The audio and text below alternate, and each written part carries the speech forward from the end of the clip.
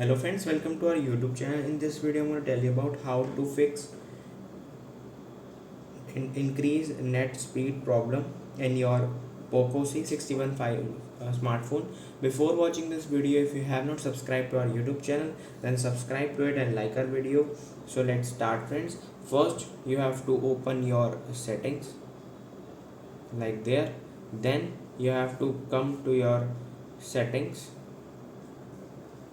Friends, here you can see there is a option network and internet. You have to click on it, and here it is mobile network, and at the upwards you will see their internet.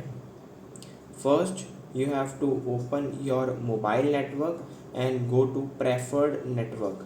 Then you have to change your network. If you have chosen 5G, that's good. If you have chosen 4G, 3G or 2G, then you have to shift to 5G.